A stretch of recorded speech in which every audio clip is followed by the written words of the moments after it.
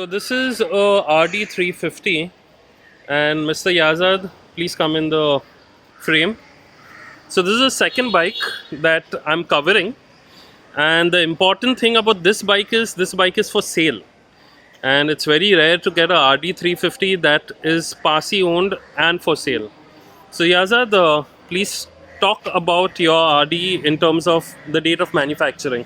It's a 1984 RD, one of the early RDs that were there in that. Although it's been modified quite a bit along the way, so Okay. a lot of it may not be from the original setup at that time. Okay. Okay, and it's been modified to improve the performance on that. It's got a ported engine on this, so it's a Okay. beautiful, powerful engine compared to a normal RD also. Okay, so now let's start with the engine. Yeah. In terms of porting, if I'm not mistaken, there are stages, right? Is it stage 1, stage 2? Any idea in terms of displacement? Difficult. No, displacement doesn't change too much on that because the porting only changes the profile of the ports which are there on that. Okay. And it's been done by my previous owner, so the exact details of that I won't have. I know Okay. the performance of that, which is how good it is. And how would you rate the performance? Considerably better than a normal one because I have other RDs also. Exactly. So when I ride them, it's a little bit, you can say, above an HD performance, but it's got a very nice mid-range, which is very rare for ported engines. Okay. They normally have a very narrow power band and you have to keep shifting gears. This Yes. one's got a very smooth daily ride type, you can say, riding also. Okay. So basically, you can cruise on this bike Absolutely. at proper mid-range without any strain on the engine. Absolutely. No strain on the engine, even at the higher RPMs compared to other bikes which might strain a little on the very high RPMs. This one is beautiful, lovely Okay. on the highway, Okay. and very comfortable in traffic also. No changing gears too often, which is commonly the problem with a ported or a performance engine. Okay. So basically, it's got the performance of a ported engine, and in terms of reliability, what would you rate it? Extremely good. I've had it for about 4 years. I've done virtually nothing to it. Okay. Besides basic service on the unit, mostly structural parts that are there. Haven't touched the engine. You haven't touched the engine. Haven't That's what we are touched the concerned engine. about. Yeah. It's a perfect engine. Okay. Just for my understanding, say I want to buy this RD. Now I'm going to specifically talk about the engine. After how many kilometers or after how many months do I have to service it? I'm assuming it's once a year, right? Service of the bike is normal. You can do it less, you can do it more. Opening the engine, totally unnecessary. Unless Yes. you have a problem, there's nothing to be done on That'd that. be a nightmare. Yeah. Not a nightmare, but it's not necessary usually. A lot of people do it very frequently to decarb the engine. Not really required in my opinion. Okay. I use the bike regularly, so the engine is running regularly. If you're going to keep it standing around for a long time and other things like that, then people prefer to service it more often. Okay.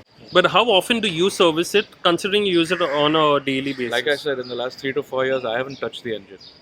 I haven't needed to touch the engine. No, I'm not talking with reference to the engine. I'm talking like oil chain and all that stuff. Oh yeah, the regular servicing maybe about every 6 months to a year. Once a year or once in 6 months. You keep Okay. your chains lubed, you keep your other activity done. There's nothing. So it's not going to drain you with reference to maintenance, Not really, unless you need some parts, then it becomes a bit of a problem. which you did not need so far. Not for this bike, no. Okay.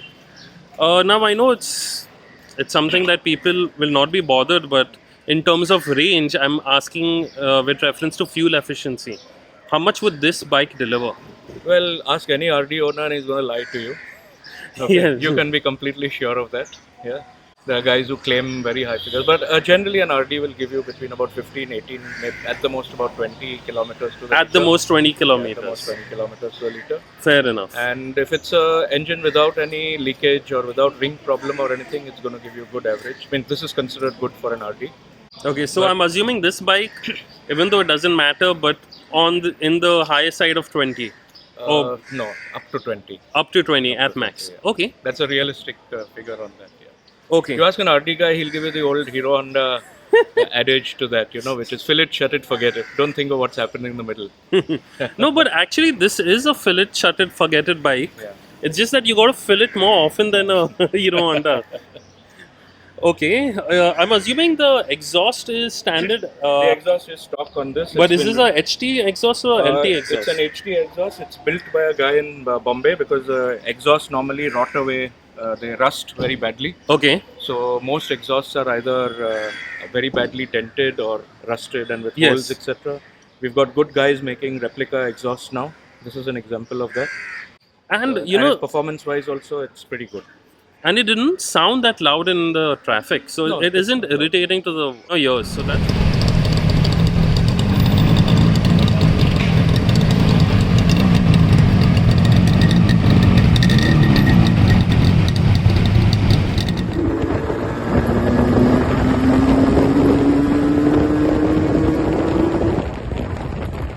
Since it's a 1984 bike, I'm assuming this comes in the HT category. It was originally in the HT category, but since it's been potted, the HT effect or whatever you can say is gone because now it's got a potted engine. Okay. And, but originally it was an HT engine. And from a layman's point of view, what's the difference between a HT and a LT? Well, the HT was originally set up when they imported the bikes and built them over here. It was a slightly more powerful engine. They had to derate it slightly to get better fuel efficiency for the Indian market. So the exhaust port was restricted. So initially it had an extra piece over there, which is quite easy to remove and convert a LT to an HT. Okay. But later models had it inbuilt with the casting over there, so an LT. However, unless you're actually going in for a performance riding or something like that, an LT is actually more comfortable to ride in city traffic, for example. It's got a wider power band, so you don't have to change gears so often for regular riding. Yeah. Okay, that's something new I was not aware of. Perfect. So now we have covered the engine. It's a ported engine.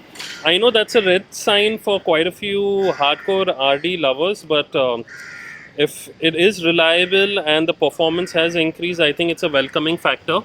The carburetors is stock. These are stock, yeah. The air filter is stock. Also stock, yeah. Perfect. Now let's come to the display. Meters, yeah. I can see obviously this condensing over here. So, and none of the meters are connected. Yeah, I don't bother too much about it. And neither is this connected. This is connected, yeah. This is connected. Yeah. Okay, now if I'm a potential owner and I want to start the Taco as well as the Speedo, what would be the cost? There are small guys who repair these things. They do a pretty good job. However, complete replica units are also available. Yeah, they cost about 600 to 700 rupees each. So actually, it turns out to be a cheaper option, better option than getting them repaired.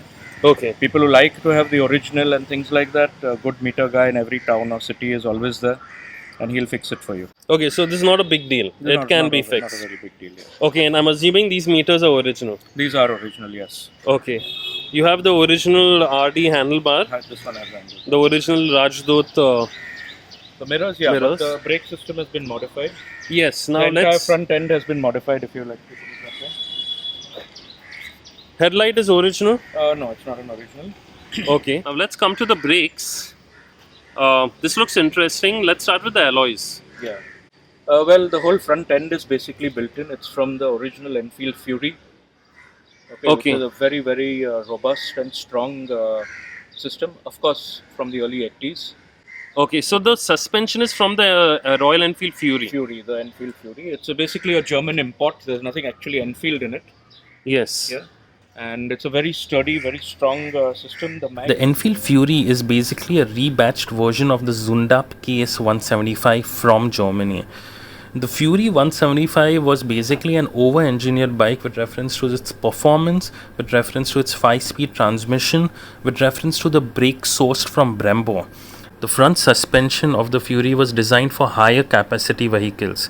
Hence, we feel the front suspension is a perfect match for this RD setup. And yes, the 34 kg weight difference between the RD and the Fury is not creating any toll on the suspension, nor is it compromising the suspension's performance. The mag wheels themselves are very good, not like the aluminum mag wheels that you get now. Yes.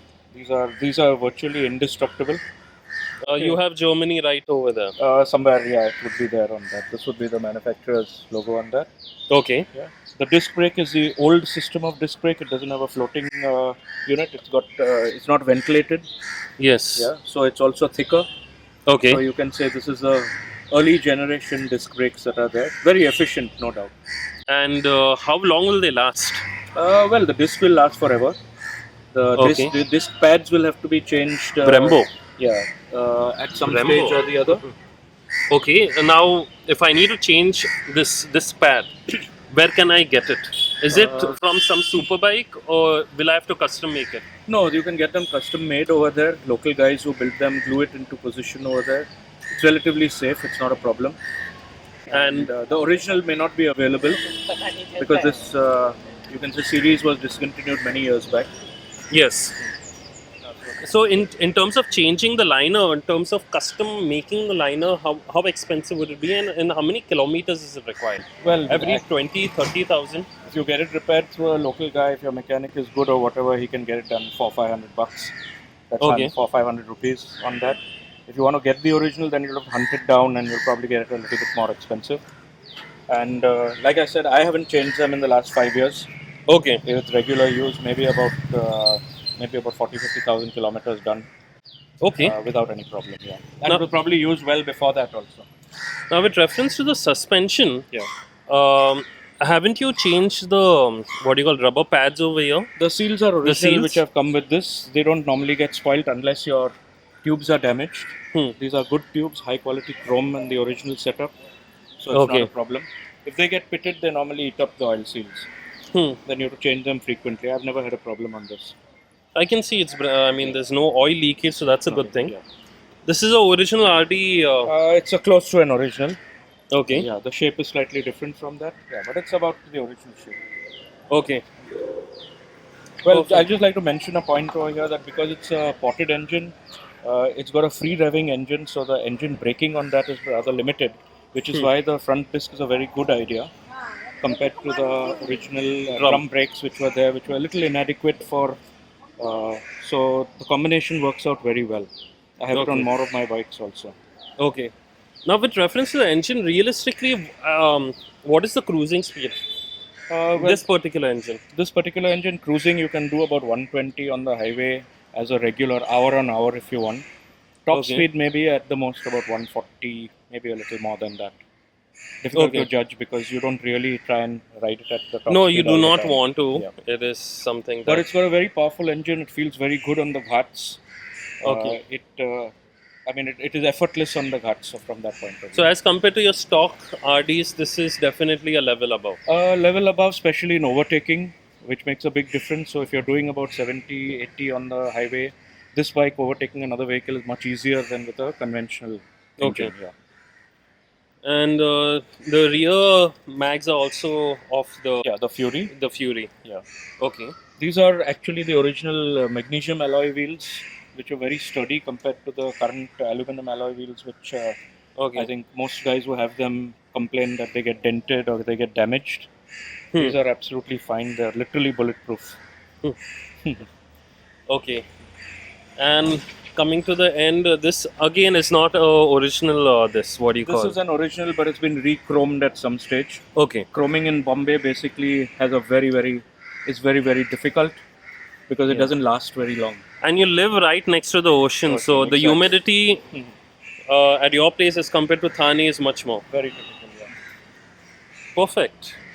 So, is there anything else that is unique about this bike? No, it's pretty much otherwise stock on that. It's been used, the potting that is there has been used for a drag race before, so it's quite well, you can say, proven in the Oh, heavy Okay. racing. Yeah. So it's not going to, it's going to not worry about you over revving the engine or anything like that. and in terms of the papers, green tax, everything is. Yeah, everything. I'm a typical Bawa. I keep all papers intact. Okay. Everything is up to date on that. I'm Okay. selling it now only because I have too many RDs right Yeah, I was going to ask you that. I mean, it isn't like a part of your heart going with the bike? now. Well, I'll give you the background of why I have so many RDs. Okay. I used to have one RD when I lived in Pune earlier. Okay. And every time I found a bike for sale which had a good engine, I would buy that bike, maybe switch a few parts and then sell the old bike. Hmm. Over the last 10 years or so, I've been doing about the same thing, but only the first half of it. Not sold Okay. any of the bikes. So I just now basically just have too many of them.